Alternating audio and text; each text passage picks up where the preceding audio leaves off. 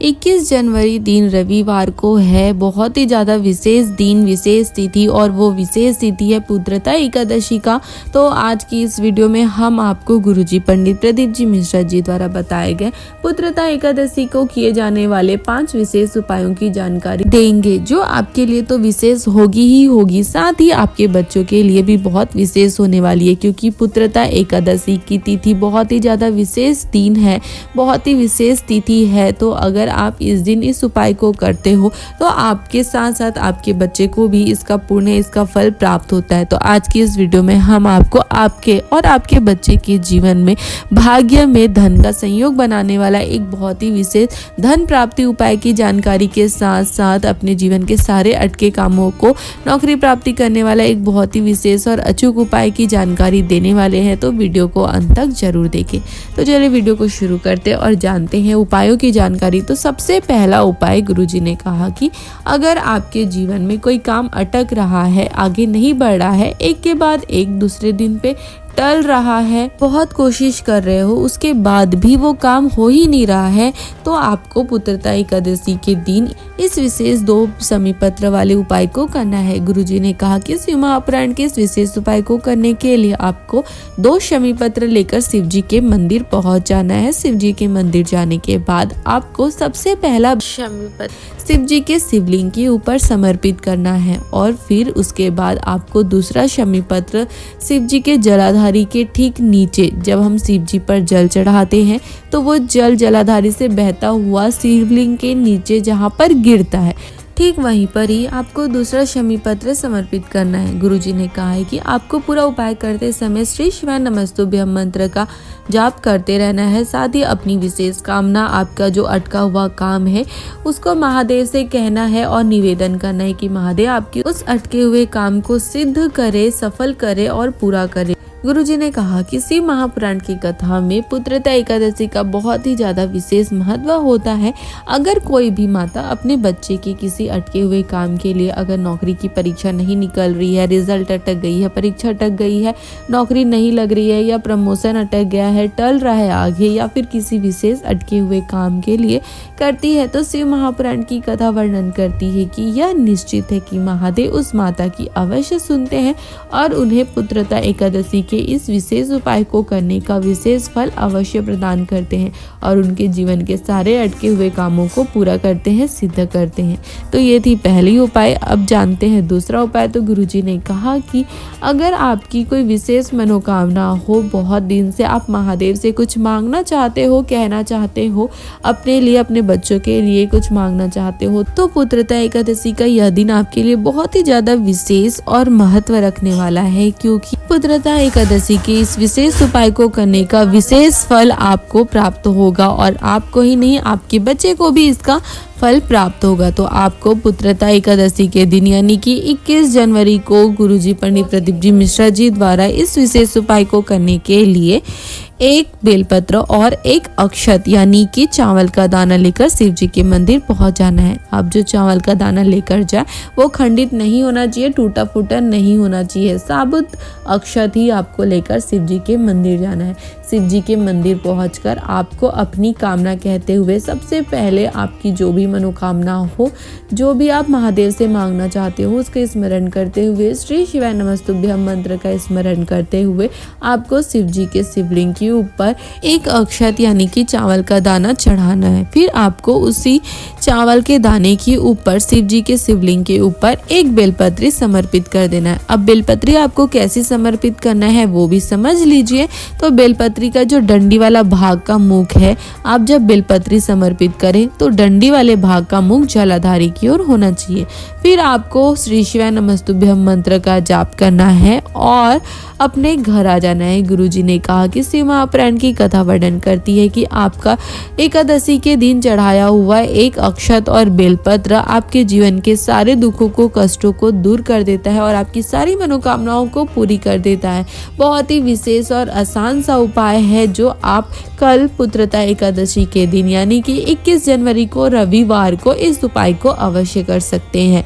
तो ये था दूसरा उपाय। अब जानते हैं तीसरा उपाय जो गुरुजी ने अभी हाल ही में चल रही श्री रामसिंह महापुराण की कथा के विराम दिवस की कथा में यानी कि अंतिम दिन की 5वें दिन की कथा में इसकी जानकारी दिए हैं। गुरुजी ने कहा कि अगर आपके जीवन में धन की बहुत ही ज़्यादा समस्या हो, बहुत ज़्यादा धन की तंगी चल रही हो, घर में पैसा आ ही नहीं रहा हो, तो आपके लिए इस विशेष उपाय को करना बहुत ही आवश्यक है।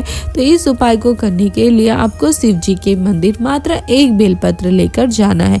गुरुजी ने कहा कि बेलपत्र के इस उपाय को करने से आपके भाग्य में धन के संयोग तो बनेंगे ही बनेंगे, साथ ही पुत्रता एकादशी का यह विशेष उपाय करने से आपके बच्चों के भी भाग्य में धन का संयोग बनना शुरू हो जाएंगे। तो आपको इस उपाय को करने के लिए शिव जी के मंदिर एक बेलपत्र लेकर पहुंच जाना है। फिर जैसा कि आप सभी जानते हैं कि बेलपत्री में 3 पत्तियां होती है, तो आपको बीच वाली पत्ती को छोड़ देना है और नीचे की जो 2 पत्तियां होती है उस दोनों पत्तियों को पकड़कर आपको उसे माता लक्ष्मी, कुबेर और मेरे महादेव का स्मरण करते हुए कुबेर भंडारी का आह्वान अपने घर में करते हुए अपने घर के भंडार को भरने का निवेदन आपको महादेव, माता लक्ष्मी और कुबेर जी से करते हुए दोनों पत्तियों को पकड़कर बेलपत्री की नीचे की दोनों पत्तियों को पकड़कर शिव जी के शिवलिंग के ऊपर समर्पित कर देना है। मात्र इतना ही कर देने से शिव महापुराण की कथा वर्णन करती है कि कुबेर भंडारी, महादेव, माता लक्ष्मी आपके घर के भंडार को भरने के रास्ते बनाने शुरू कर देते हैं और आपके घर में धन आना, पैसा आना शुरू हो जाता है। यह विशेष उपाय आपको कल पुत्रता एकादशी को अवश्य करना है। मात्र इस एक उपाय को कर देने से आपके जीवन में धन के सारे संयोग बनने लगते हैं और न सिर्फ आपके जीवन में बल्कि आपके परिवार के सभी सदस्यों के, आपके बच्चों के जीवन में भी धन आना, पैसा आना शुरू हो जाता है। धन के संयोग उनके जीवन में, उनके भाग्य में बनने लगते हैं। बहुत ही विशेष और आसान सा उपाय है। इतना आसान सा उपाय आप महादेव को एकादशी के दिन, पुत्रता एकादशी के दिन प्रसन्न करने के लिए अवश्य कर सकते हैं। तो ये था तीसरा उपाय। अब जानते हैं चौथा उपाय जो गुरुजी ने श्री राम सिंह महापुराण के कथा के अंतिम दिन यानी कि विराम दिवस की कथा में बताए हैं।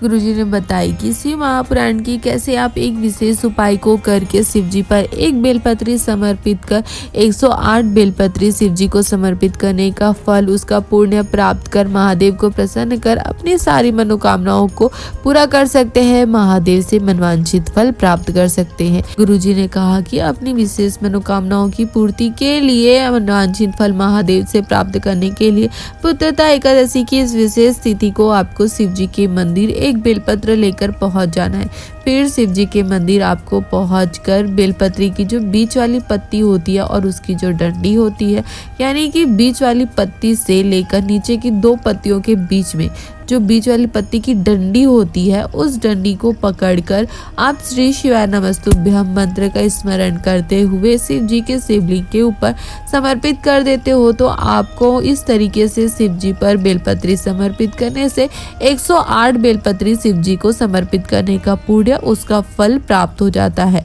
और महादेव आपसे प्रसन्न होकर आपको मनवांछित फल प्रदान कर देते हैं। गुरुजी ने कहा कि वैसे तो आप इस उपाय को कभी भी कर सकते हो, पर अगर आप पुत्रता एकादशी की विशेष तिथि को इस विशेष उपाय को करते हो तो आपको इसका बहुत ही विशेष फल महादेव प्रदान करते हैं, आपकी सारी मनोकामनाओं को पूरी करते हैं और आपके पूरे परिवार पर, आपके बच्चों पर महादेव की विशेष कृपा होती है। बहुत ही नया और अचूक उपाय है जो गुरुजी ने विराम दिवस की कथा में बताए हैं। तो आप पुत्रता एकादशी के दिन इस उपाय को अवश्य करें।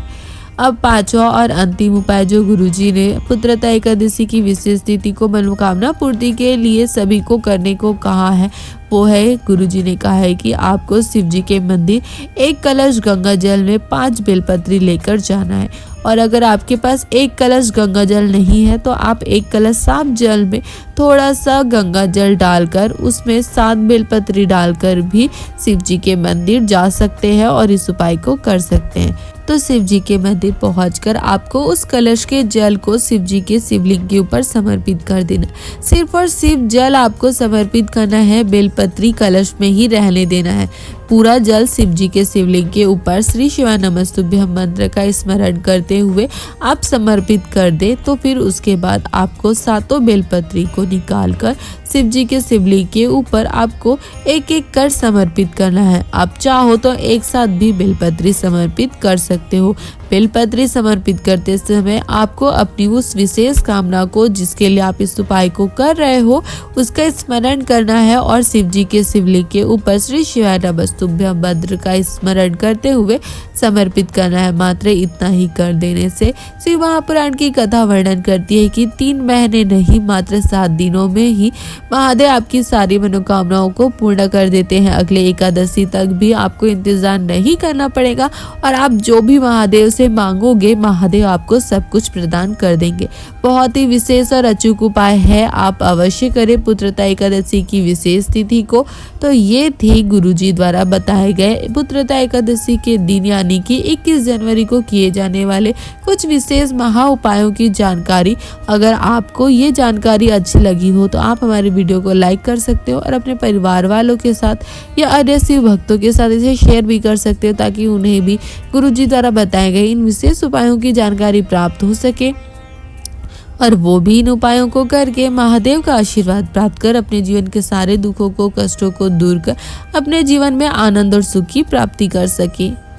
हर हर महादेव।